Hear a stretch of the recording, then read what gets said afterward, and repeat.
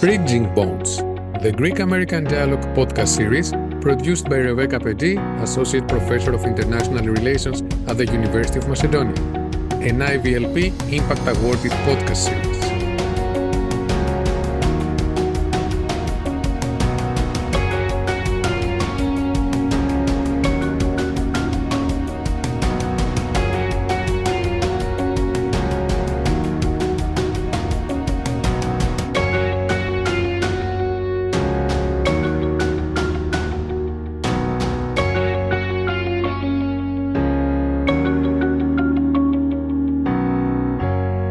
Welcome to this episode of Bridging Bonds, the Greek-American Dialogue series. Today, we delve into the evolving dynamics of U.S. Greek and U.S. Cypriot relations amidst shifting regional priorities in the Eastern Mediterranean and the broader transatlantic context.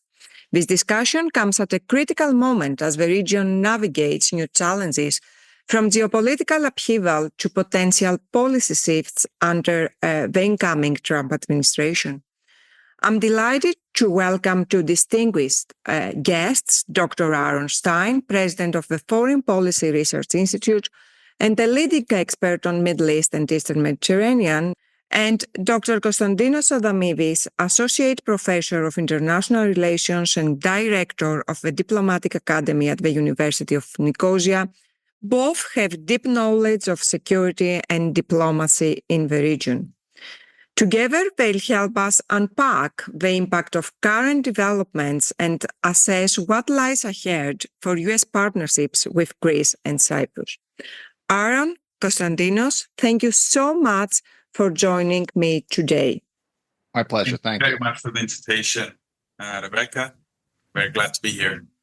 Let's get started. And I want to start with Aaron. Aaron, with the Assad regime having fallen and ongoing developments like the war in Gaza, how do you foresee the U.S. priorities shifting in the Eastern Mediterranean, especially under the new Trump administration?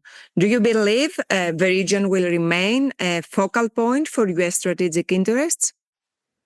I think the Trump administration has been very clear in their intentions, which is that they view Europe and sort of the broader European continent, to include the Eastern Mediterranean, as a secondary priority for U.S. interests. And I would say it's a far secondary priority to the emerging consensus in Washington and amongst Trump officials about the need to be far more engaged and dynamic and involved in the Indo-Pacific. This shouldn't be a surprise. The pivot to Asia began in 2009 under Obama. It was obviously a punchline for a while, and that pivot never happened. It was more like a pirouette. We just kept turning in circles. But the Biden administration, I do think, quietly, amidst all of this chaos, did push forward a lot of sort of the nuts and bolts and boring stuff that is required for the U.S. to be more involved in the Indo-Pacific. What does that mean? The Trump administration obviously is different than any other administration that's ever come before it. I do expect there to be a lot of tumult, particularly with NATO and Europe as well, and that he'll be pushing European allies directly by himself, but also through his people, his appointees, to spend more on defense. And so that's where I think it will impact these broader trends within Europe itself. Now, applying to the Middle East, this is a very sympathetic government to Israel. I don't expect any major changes in U.S. policy towards Israel. It's also a very skeptical government towards the emerging power actors in Syria. These are people who 2 years ago, not 2 years ago, let's say 10 years ago, were fighting against U.S. troops in Iraq. Lots of memories, lots of people who will fill out this administration who remember HTS and elements of its coalition as being foreign fighters who were going after U.S. troops. So it's going to be, I do think, despite all the bluster, there'll be a lot of consistency in how the U.S. approaches it at the actual policy level. At the sort of rhetorical level, it will be far different, and I think we're in for a little bit of a wild ride. Very interesting perspective. And as both Greece and Cyprus are in between states, I would say, between Europe and the Middle East. How do you think that these dynamics might shape or influence U.S. relations with Greece and Cyprus? I mean, a lot of it depends on the Greek and Cypriot governments, which have been receptive to U.S. influence, or I guess to say to a broader U.S. presence, which I don't think is always the case, but certainly has been for the past couple of years. Obviously, the country I study most closely, Turkey, plays a role in that, in terms of reaching out to, let's say, larger powers as a hedge against Turkey itself. But you saw under the first Trump administration the idea that the U.S. should not cede Cyprus to basically to Russian hegemony, and that there should be a secondary power. In this case, the U.S. should compete with Russia for influence on the island. That's an idea that the first Trump administration germinated. And you saw a real big improvement in U.S. Greco ties. I see no reason why that won't continue. Again, the appointment of the ambassador is a direct line, at least, to the Trump family.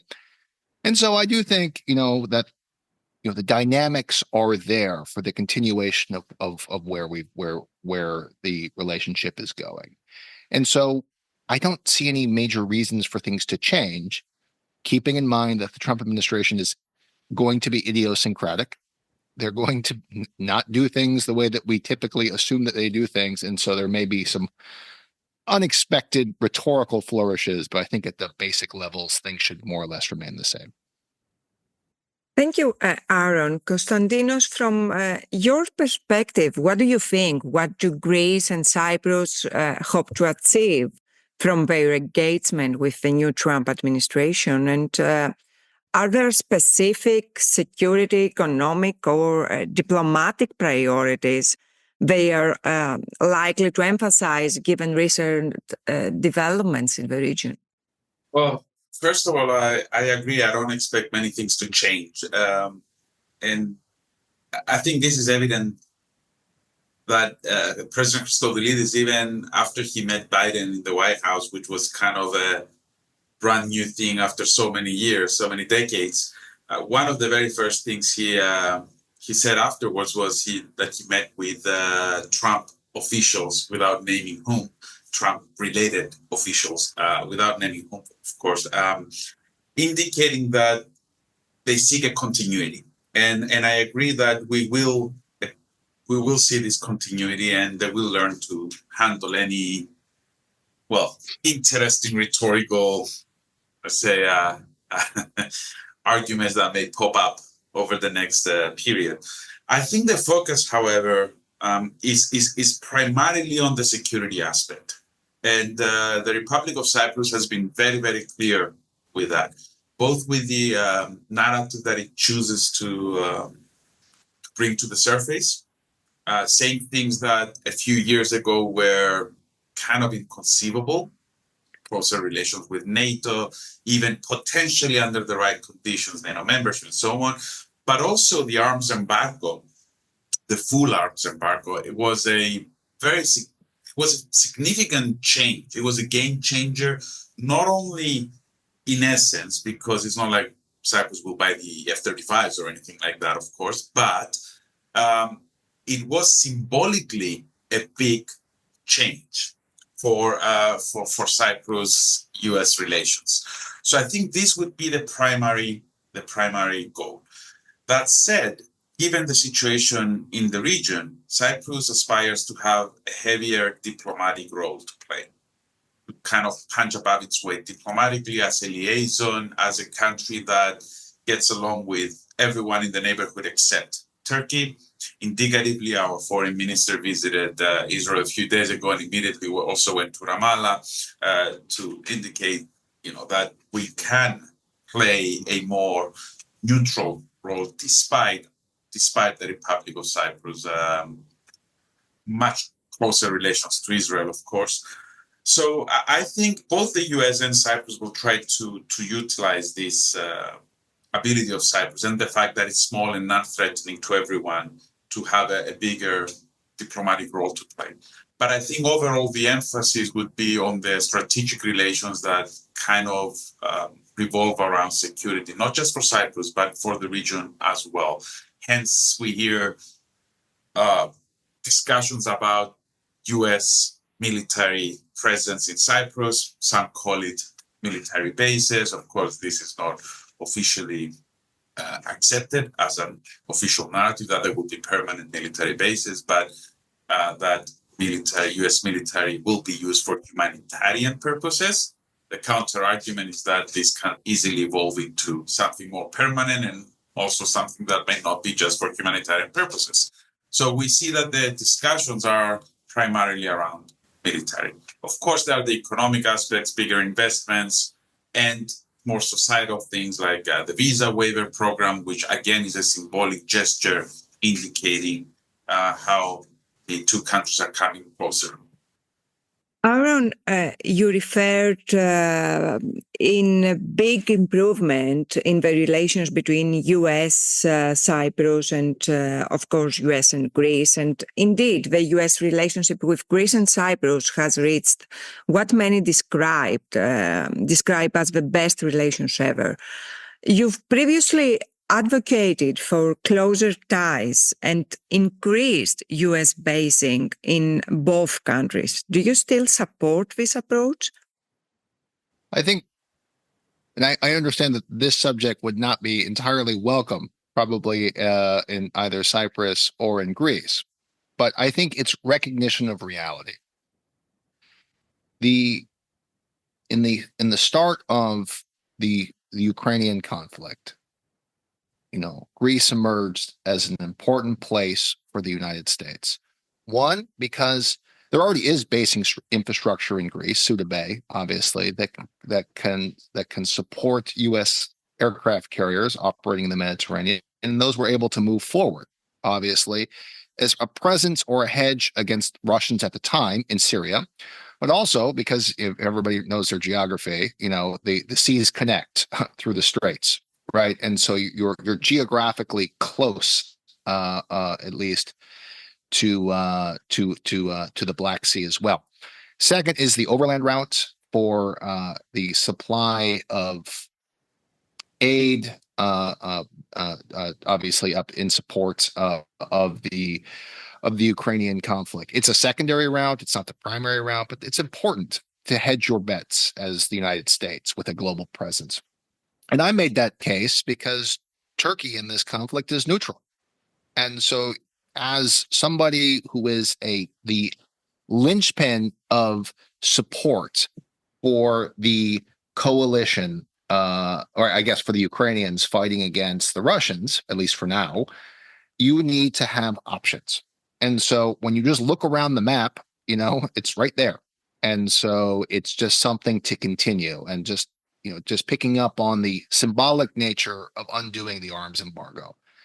I don't think anybody expects Cyprus to go out and buy the F-35 or anything along those lines. It is really symbolic, right? It is the idea that the island can work with the United States, at least at some levels. There are still caveats and caps and stuff like that, to plan for security. Obviously, the challenge is who are they planning security for, right? We're saying we want to compete with the Russians. And I guarantee you people in Cyprus are saying, well, we don't like Turkish drones. And so we're going to try and figure out ways to hedge against that. And so those are the sort of friction points as well. But absolutely, I still advocate for this. And there's infrastructure already, as I talked about in Suda Bay, but also our closest ally, the UK, with Akrotiri. And so that's sort of where my brain goes when I think about this stuff. Yeah, let's talk a little bit more about the best relations ever status. We referred a lot on it in both Greece and Cyprus. And I'm not sure we have unpacked it. So I want to ask both of you about the tangible gains. What does this new status signify for all three parties? And how can Greece and Cyprus leverage this status to enhance their regional and transatlantic roles? Aaron? Well, I mean, I think for the United States, and I'll speak for the U.S., it is more in ensuring those basing access agreements. That is the linchpin of the American presence around the world. It's that we do have allies, and that those allies, for the most part, like to have us around, even if sometimes they disagree with who's in power. And it's not access at the threat of coercion. It's access in a cooperative framework because there's mutual interests. In this case, it's increased U.S. presence, or at least increased U.S. involvement in this part of the world as part of NATO commitments with the Greeks, but obviously the obvious hedge against Turkish expansionism in the Eastern Mediterranean as well. So, and then the things that can then flow from that. Obviously, Cyprus is important for the U.S. response to Israel on the humanitarian side. It's not just humanitarian side. There's also military aspects of it, but there's that. But also for contingencies. Again, as I'm talking here about the Ukraine conflict, and so there's contingencies that can be built around this that I think is worth obviously sustaining and even further improving upon the relationship. And then commercial, right? On the commercial side, Greece does buy stuff from the United States. That will be important to the next administration, and things that we don't necessarily talk about, we buy things from Greece as well. And so there is commercial aspects to the relationship.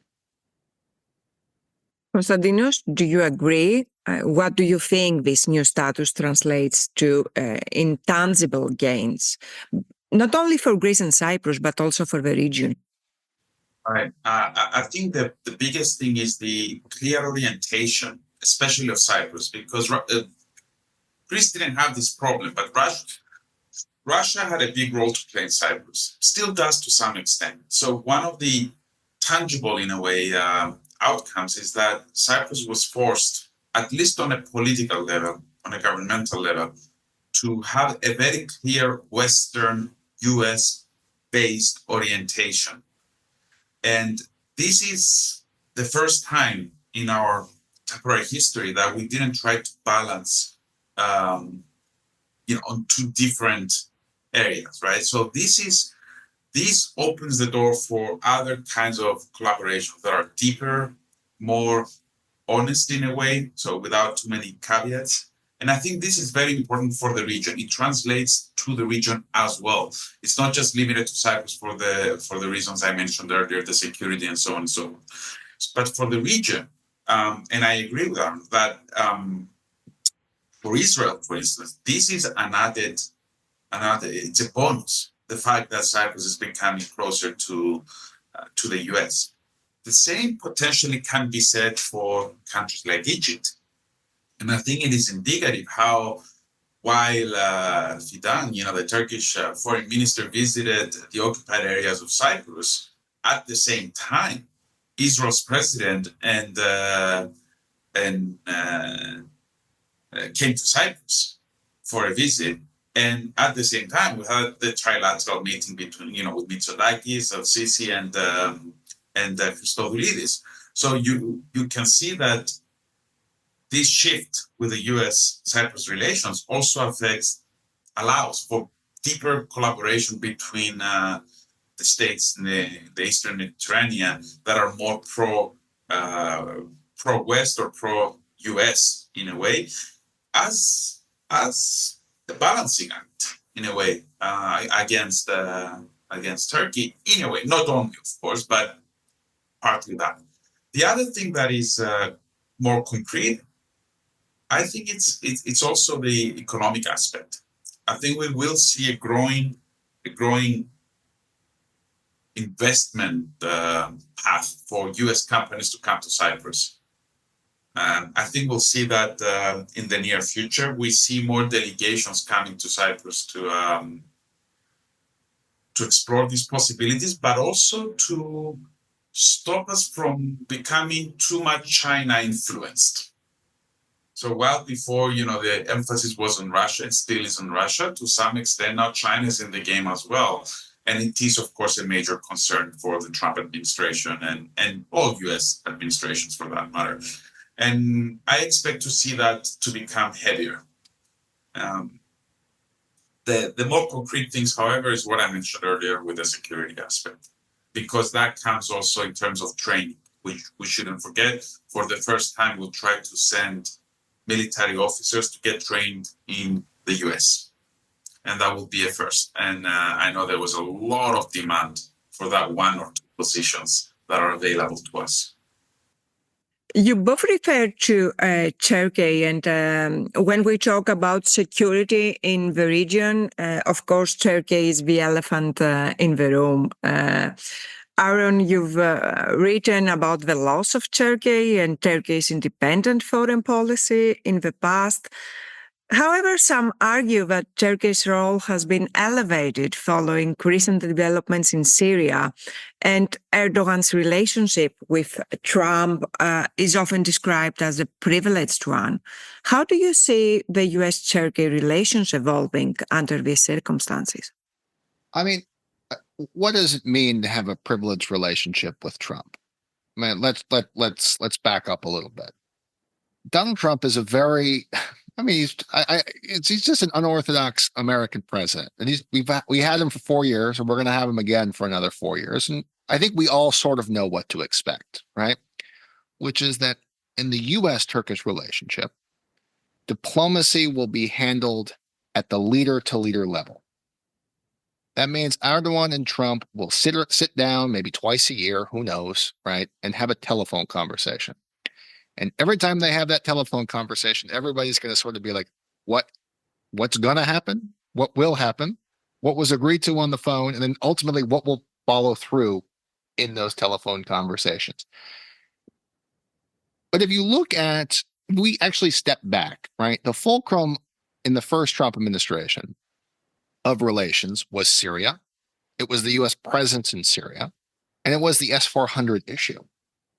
If you actually stack that up against U.S. relations with Greece at the time, that was largely driven by the U.S. ambassador at the time, who was a very good ambassador. And so it was much more robust and sustainable in terms of pushing through those institutional ties. Like, yes, the countries have been allies, basically forever, but it was sustainable and institutionalized. And so as Trump inherits Turkey again, the same situation he'll still deal with, which is that the U.S., depending on the day, depending on force protection requirements, has somewhere between 9,000 and 2,000 troops in Syria. Those just move back and forth between Iraq and Jordan. The number is inconsequential. This focus on it was 2,000, like who cares, right? The difference between 1,000 and 2,000 is nothing. And Trump is probably going to ask for the U.S. to leave Syria. Well, the war's over. I mean, the war's been over for 5 years. The ostensible reason for the U.S. to stick around is for counterterrorism, which can still be done from Iraq, can still be done from elsewhere. The challenging part will be that the Syrian Kurds operate that very large detention camp, and nobody has a plan for those people. Trump didn't have a plan for it because the plan requires countries, largely Russia and others, to take back their citizens and then to take them back. And nobody wants them. And so they sit out there in a desert camp, and it's a disaster waiting to happen. So I think that is, and then the S-400 issue is still there. There's an obvious solution. Lindsey Graham put it out there, which is basically stick them in an airbase, inspections, never deploy them, and then we can sell you the F-35, not let you back into the program. That is where this stuff will all come down to, and it will just be continually screwed up by these nagging issues of the U.S.-Turkish relationship, in my opinion. And then the Turks have also changed as well. They don't want to sort of be dependent on the United States anymore, which is fine. It's their choice. And so they're trying to do all this stuff. What I worry about, and what I assume people in Greece and Cyprus are worried about as well, is that they seek to establish maritime agreements with the new government in Syria that will just cause a lot of tensions, just like with Libya. And so if you have a repeat of what they did with Libya, there's going to be issues. And then, of course, the natural gas issue that continues with Cyprus, and you're going to have an administration that's going to want to extract more LNG. And so it's just, I see these tensions as sort of ongoing, and things that the administration will have to deal with. But I view them as like irritants, if that makes sense, to their broader foreign policy objectives, even if they're far more dynamic for the allies in the region. In this case, the Greek government, the Cypriot government, and even the Turkish government. Do you think that Israel will play a role in this, U.S.-Israel relations? Oh, absolutely. I mean, Netanyahu has managed to stick around. We all thought he'd go, right? But he's around till 2026, right? And Netanyahu and Trump, they get along. There's another privileged relationship where you can pick up the phone. And so, Netanyahu may call Trump after Erdogan calls Trump and says, stay in Syria because we don't want the Iranians to come back. And so that's what happened last time. And then he may be sitting there in Trump's ear and saying, Erdogan's an Islamist maniac, who's trying to kill us. There's all sorts of injured dynamics at play here. And so it's not nearly as simple as sort of a bilateral. Netanyahu will absolutely play a role. And the next Israeli government, whoever that is, I have no idea who that will be. They're not going to like the Turks either. And so you're going to have this sort of these churn of issues continue. It's just why, like the Syria issue, it remains undefined to me. I don't know if Ankara is a winner. Ankara is just managing a conflict, and how it turns out, we won't know for at least 5 to 10 years. Constantinos, what do you think? Well, I agree with most of the points.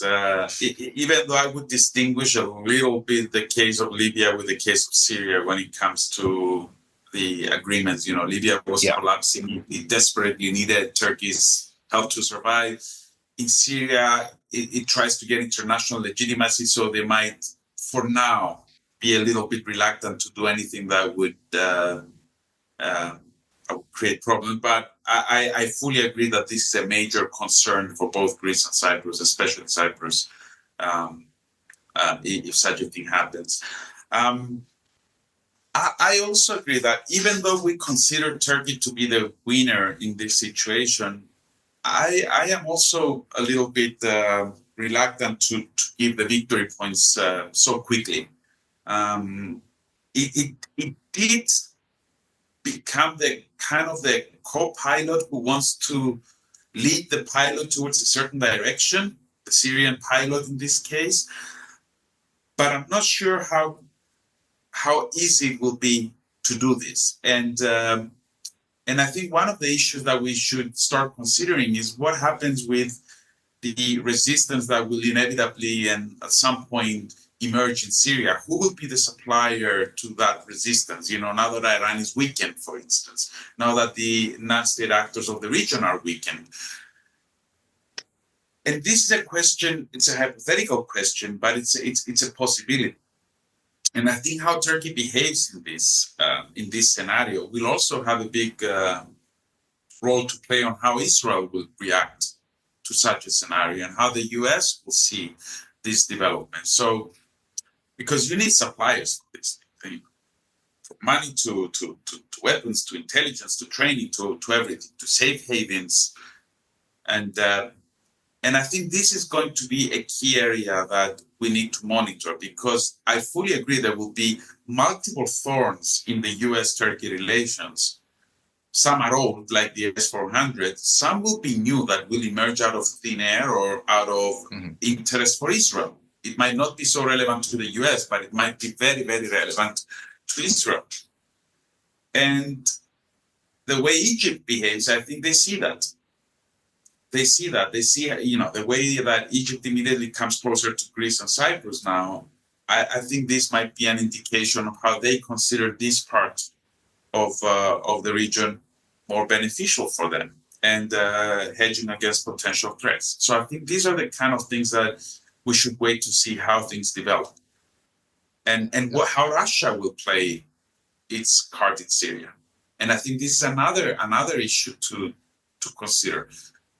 How far will Turkey go to protect the Russian interests in Syria as a co-pilot? We don't know that either. So I think I agree, Darren. There are too many moving parts to decide what's going to happen. It's still undefined. I like this term, and I think it's very accurate. Thank you, Constantinos. And let's move to a new development. The Republic of Cyprus has announced its intention to apply for NATO membership. And in my view, this development marks a significant shift in its foreign policy and a move with implications for the region and, of course, for both Greece and Cyprus. And Constantinos, I guess you agree that Cyprus' intention to apply for NATO membership is a significant development. And I wanted to ask, what are the Republic's primary expectations from this move? And how do you see this impacting U.S.-Cyprus relations with Turkey, relations with other NATO members, and also the broader strategic dynamics in the Eastern Mediterranean? Many questions. We need a podcast for each one of them. But in short, first of all, we have to be realistic when it comes to actual accession. And, we need to understand the procedure. We need to understand that this is not a real possibility as things stand. And towards this, we should be very careful on how we announce the NATO card, because it can easily appear that we are very naive when we're discussing the NATO-Cyprus relations. That said, the fact that NATO is on the table as a potential possibility when the conditions are right, and those conditions will emerge, not only because of Cyprus' willingness and capabilities, interoperability and all these things that before were not available because of the weapons, because of the other issues, but also when the conditions are right, when maybe other countries need to join. Similar to what happened 20 years ago when Cyprus joined the EU, kind of bandwagon with other states. So the conditions change all the time. So I'm not saying that this is not a possibility. I'm just saying that we should be very, very careful on how we phrase it and what it actually takes. The second thing that I find very, very important in this regard is that the process towards potentially joining NATO is beneficial in and of itself. Very similar, again, to EU accession. The process of changing certain things, including your mentality, culture, training, way of thinking, the way people see you, and so on, is just as important, even if you don't ultimately achieve the goal of joining the alliance. So I think this is one of the key benefits of bringing this discussion to the forefront. The third thing that I think is extremely important is this clear Western path that I mentioned earlier, which is at the same time, a very zero-sum path, at least in terms of military, especially in this period with the war in Ukraine and everything, which essentially says Russia is out when it comes to hard security and Cyprus. And I think this is also very important to note, because this also has societal implications. If you discuss the NATO prospects before 2022, people would laugh at you. They would institutionalize you. They would think that you're not just naive, but you're insane, right? Now, we're discussing, we'll have Turkey, it's going to veto this and that, but it's not a completely crazy situation, right? The fourth is we have to be very careful on Turkey's reactions towards this. And I don't mean military reactions per se, but we know that Turkey and the US, for that matter, under Trump, is very transactional. We've seen how it dealt with Swedish and Finnish applications, how it demanded things, and all of this. So and I think this can potentially be one of the spoiling things that Aaron mentioned earlier with Turkey and US relations, for instance, right? But this transactional thing, we have to always keep it in mind. Now, how does that affect everyone else and the relations with Cyprus? I think positively. I think with the exception perhaps of the Palestinians, of course, who are losing faith towards Cyprus. But for the rest of the region, I don't see how more closer relations with NATO countries and NATO standards and NATO training and NATO mentality will affect negatively our relations. If anything, only positive things I see, with the exception always of Turkey. So I think there's a lot to be gained, but we have to be very, very careful because Russia is still present in Cyprus. Russia still has a rather big society in Cyprus. It's still a member of the UN Security Council, and it can create several problems for us, politically speaking, obviously, and economically. So we have to be extremely careful. But I think overall it's a positive development, in my opinion, for the reasons I mentioned. Thank you, Constantinos. What do you think, Aaron? How do you view this development? And do you think that it's feasible? Do you think that even the process is viable? Well, I mean, realistically, as Constantinos said, no, because Turkey will have the veto on the accession process. And so the pathway is simply not there. But I'm very much swayed by this idea that it's a political choice by the government to signal direction. And I know one of your questions is about policy recommendations. I had not quite realized that, to be completely honest with you. And so that's a good thing to really think about and to drive home is, they seem to me to be linked to the lifting of the arms embargo, or at least the conditional lifting of the arms embargo. This idea that you'll have more interaction, sending officers for secondary training or military education training in the U.S. And it's obviously linked to the EU in aspects of that, which is it's directionally where your country or where the country is going. And the other interesting thing for me is how it fits in the sort of really upending of Russian interests by the failed invasion. So one, the invasion itself, but then two, I always like to say we're in year 3 of a 3-day war, right? It's that this thing just it has no signs of ending. And even if it ends, it will end in unsatisfactory ways. And countries are responding to the fear of change borders by force in ways that are beneficial to Western security interests, independent of, again, the other elephant in the room is that Donald Trump may not be as committed to Western defense as previous U.S. presidents. We're assuming he's going to be, at least in actions, perhaps not necessarily always in words. And so that this is a longer time trajectory than this 4 years that we're going to be talking about, where there may be some ups and downs, a little bit of a roller coaster ride. But, the broader term trajectory, starting, whenever you want to place a date, 2015, 2016 is continuing.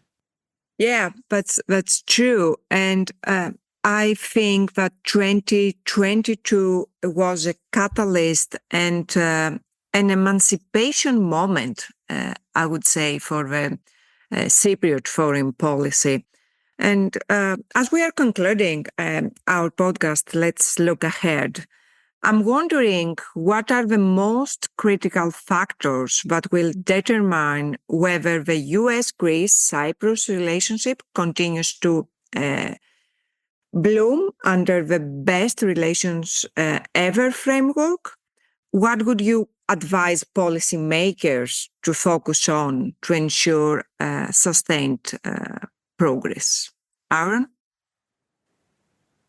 Patience with what will be a tumultuous 4 years with the United States. I mean, it's going to be a wild ride. Everybody needs to sort of buckle their seatbelts, but we should get through it. The narrative set, right? So realistically, if you're making the argument, how should countries prepare to deal with the roller coaster? We are making investments in our own self-defense. We view the United States as critical, but not as let's say, a underwriter of our security, but as an augmenter of our security. And that we view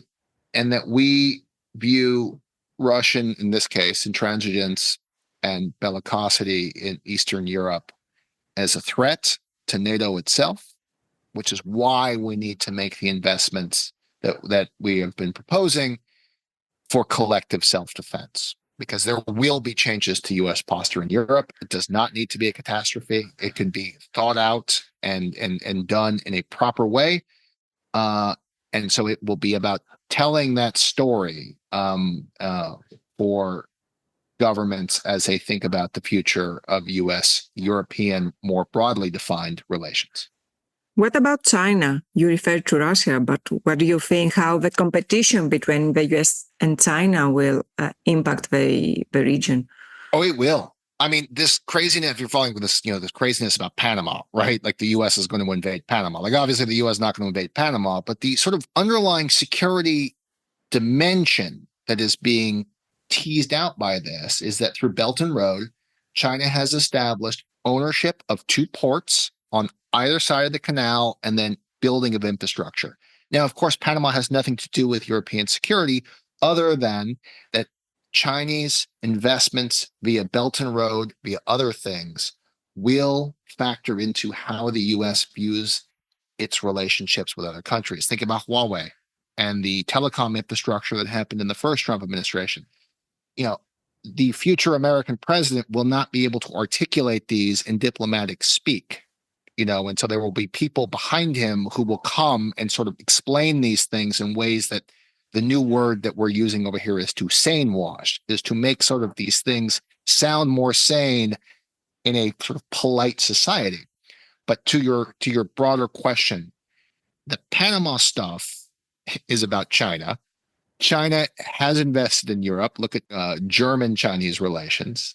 The EV things, the overproduction, semiconductors, all of this stuff will play in.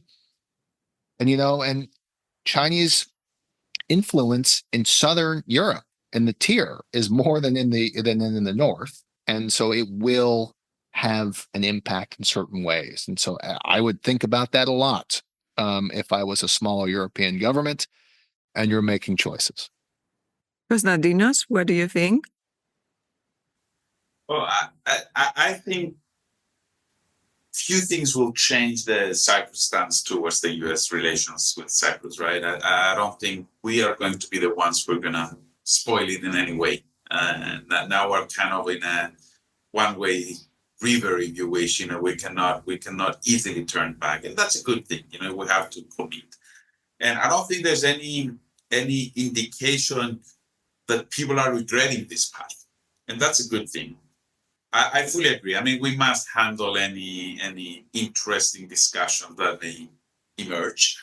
But given the power asymmetry, I don't think we have much of a choice. The biggest issue that I think Cyprus can prepare for is the narrative, but on how to make the Cyprus-US relations more acceptable, even if the relations with US and Turkey improve, for instance, because we tend to see things in a zero-sum lens. And I think this is obviously a mistake to look at it like that, but it's also, we can self-spoil something good because of these ideological lenses that we have, that if somebody says something nice about Turkey, it must be automatically negative for us, right? Absolutely. So we have to deal with this. We have to learn that, we can be good for, and Turkey can be good for the US as well in some respects, and we can be good for the US in other respects, or even the same. And I think the society, however, might not be so ready to acknowledge that. And we need to work on the narrative, on the information aspect, and to watch out for spoilers that might be external spoilers. With disinformation, those who will want to spoil these relations, because for them it's a big drawback. Thank you. Thank you for joining us for this insightful discussion on the complexities of U.S. Greek-Cypriot relations and the Eastern Mediterranean's evolving geopolitical landscape. A special thanks to Aaron and Constantinos for sharing their views and expertise. As we navigate these challenges and opportunities, understanding the interplay of local and global priorities is more important than ever. Stay tuned for future episodes of Bridging Bonds as we continue to explore the Greek-American relations. Take care.